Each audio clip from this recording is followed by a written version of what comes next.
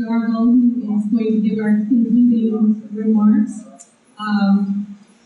Mr. Joseph Darville is a native of Long Island, if anyone didn't know. He attended grade school there at Deadman's Key and high school at St. Augustine's College in Nassau. He then pursued his higher education and was awarded a BA degree in Language Arts and French by St. John's University in Minnesota. He later obtained an MA degree in French and Education from Laval University in Quebec City, Canada. His extensive postgraduate education includes a 6-month period of study in Europe, where he completed an intensive training program in the science of creative intelligence and transcendental meditation. He has also completed the advanced master teacher stage in Reiki training on the natural energy healing method. I've only got to number 3, so he's above me. His experience as an educator includes being a teacher of English and French at St. Augustine's, teacher of French, senior school coordinator and guidance counselor at Queen's College, assistant principal at Aquinas College in Nassau, principal of Grand Bahama Catholic High School for 20 years. And everyone knows that high school was here in this area first before it moved, and then moved again. Past Vice President of the Bahamas Union of Teachers, founding member and past President of the Bahamas Counselors Association. And I'm just going to name the organizations he's affiliated with: the Grand Bahama Mental Health Association, the Caribbean Federation of Mental Health, Operation Hope, a volunteer drug prevention, education, and rehabilitation program, the Bahamas National Drug Council, the Grand Bahama Human Rights Association, which he is currently the Vice President, the founding member of the Caribbean Human Rights Network, also Vice Chairman of Freeport YMCA for the past 11 years, and he's presently in his 3rd term as President of the Humane Society of Grand Bahama. He's had awards from the National Drug Council, Lions Club of Bahamas Union of Teachers, Grand Bahama Chamber of Commerce. He is a Paul Harris Fellow awardee, Toastmasters Club of the Bahamas, Ministry of Youth Leaders of the Bahamas Award, Bahamas Silver Jubilee Award for outstanding contribution to national community development, and presently, Joseph Darville, I'm proud to say, is presently chairman of the dynamic environmental NGO Sacred Bays, which I'm thankfully also a director. And he serves as the director of its environmental education program, and I work closely with him on that. I think his heart is just right in there with those children. So I can just tell you, everything he does with those kids is coming from right here. He also serves as president of Waterkeepers Bahamas, which is affiliated with the Worldwide Waterkeeper Alliance, which keeps watch over the waters internationally to maintain them as drinkable, diveable, and fishable for now and for future generations. He's married to Melanie, and they have 2 children, a son, Saul, 41, and a daughter, Sarah, 30, and 4 grandsons. And without further ado, here's John.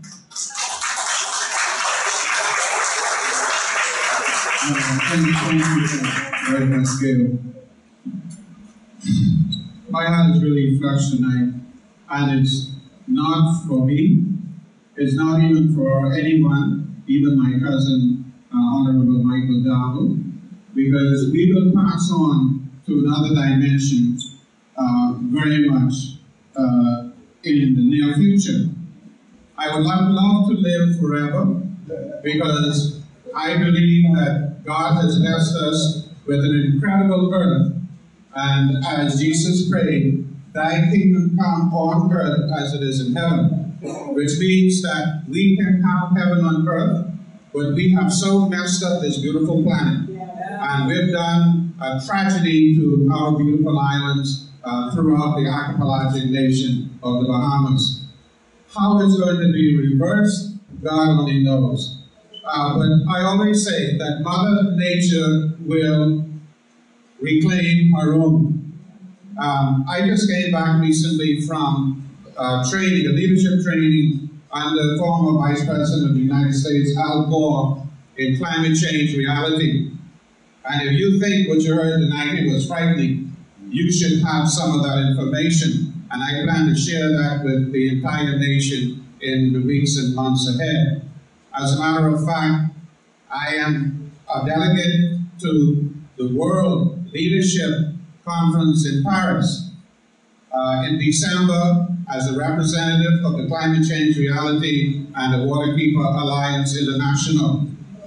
And what has been said tonight, and particularly the last section that Stephanie mentioned, and Pablo drew allusion to it, is the fact that these islands are sinking gradually but surely. The ocean is expanding. We have polluted the atmosphere. We have burned up the ozone layer.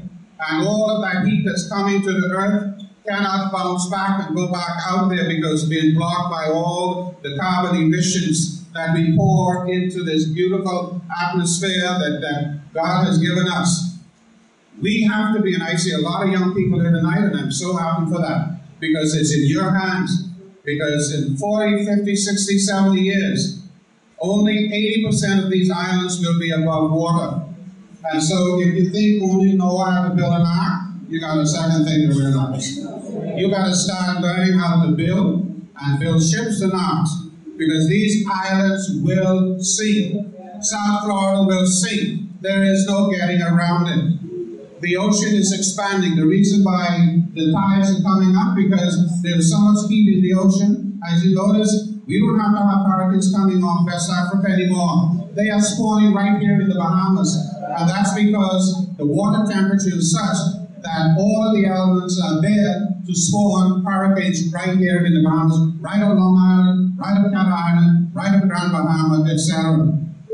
And we are being, I don't like to say that God punishes anyone, but we are being given a message. Prepare yourself. These are signs that we have to look how we're treating this magnificent planet, that from the earth, from space, the astronauts, as they circle the planet, and I always say this internationally when I go abroad. In fact, I was in New York at the last 400,000 walk for climate change. And they were rolling these huge global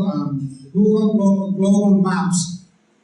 And I looked at it and I was absolutely amazed. And I waded through hundreds of people. And I went to the people who were in charge of the mechanism that was rolling this huge globe almost as big as this room. And I stopped them, and the guy said, "Why are you stopping us?" I said, "I want you to look at something when you start the rotation of that globe again. And I want you to point to the most beautiful spot of that globe." Do you know when they rolled that globe, the gentleman pointed and said, "That place." I said, "You know what that is?" He said, "No, I don't know." I said, "That's the Bahamas where I am from." And that's why the astronauts from outer space can proclaim it the most beautiful spot on Mother Earth. And I call it the gem of Mother Earth. And it's been given to us to care for. And God only knows how we're going to correct what has already been done. I don't know. We're going to need a miracle. But the ocean will rise. The Bahama Rock, that area of the Container Port, will be underwater. And so there will have to be some sort of mitigation, some sort of changes that will take place. And I am not talking food. I am not talking fool at all. Be prepared. I spoke to, I have a friend called Bushy. I occasionally go to a little bar and have my little glass of wine. And Bushy, every time I go in to buy, Uncle Joey calls me, even though he's almost older than me, some wine. So Bushy said, we were talking one night. He said, he said, "Uncle Joe, you're not talking fool about this climate change." He said, "I'm from Crooked Island, and he's a great fisherman with all these boats, etc. Some of you might even know Bushy." And so he said, "Every time I go back to Crooked Island, I have to wait out when my boat is anchored." And he said, "When I used to go out there a couple of years ago, the water would catch me up here, and now the water's catching me up here every time." So the sea is rising. You can see it all over the world, all over the globe now. Where there's not droughts, there are flooding, etc. So these things, my dear people, you have to take seriously.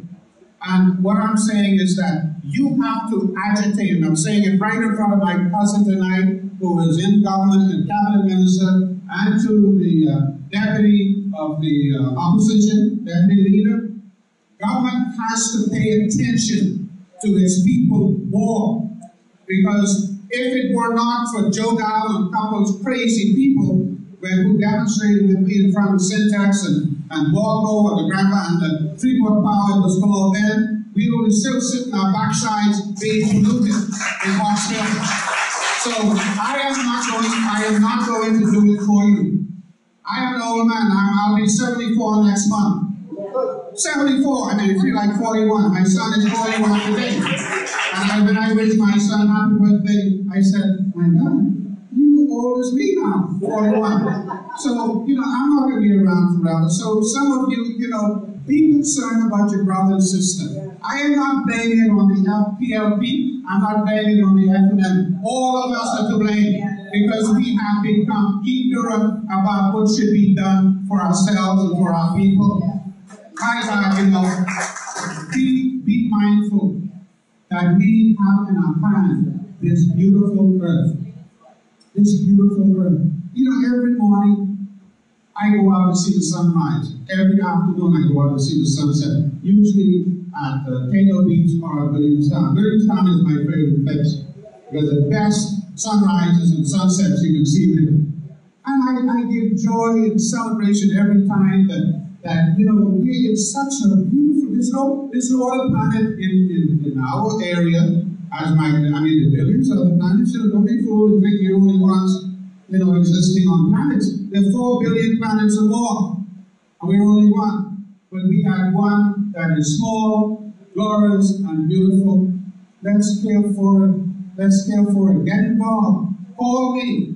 Get involved in my educational program to protect your environment. To be educated about the mangroves, about the swamps, the streams, the caves, the waters. All of these are magnificently arranged by the Creator. Nothing is accidental. We got it on the north and on the south, different ecosystems, and they are arranged by the Creator's hand, and they're not accidental, so we have no right to destroy them. If we destroy them, we destroy the future of our children. I am saddened by what Hammerock has done to this environment, and also the other places.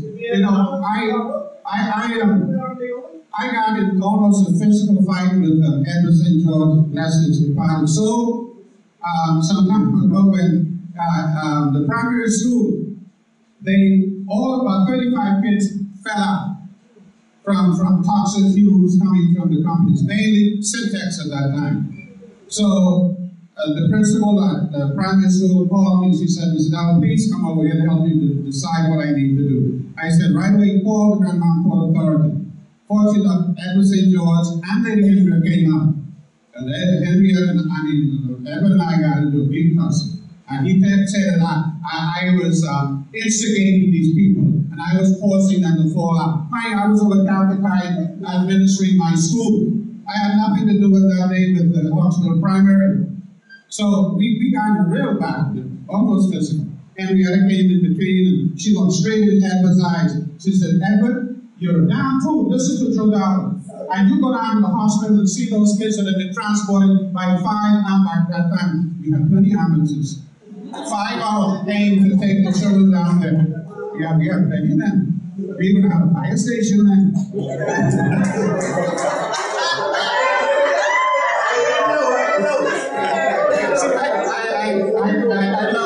I love my cousin. And so then I was talking to Edward St. George, and I was congratulating him for building the stadium at 8 Mile Rock.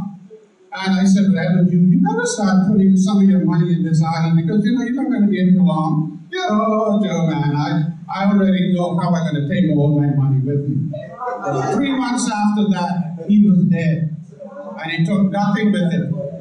And he said to me in that conversation, he said, Joe, I wish I had listened to you a long time ago, because we've done exploratory wells in this area, and everyone came up saturated with oil. So that's what has happened to us. And, I am an advocate for water, drinkable water, diveable water, and in the Bahamas, fishable water, and breathable air. Remember those four. Breathable air, drinkable water, diveable water, fishable water. We've got to preserve those because within our context, it is our life. God bless you.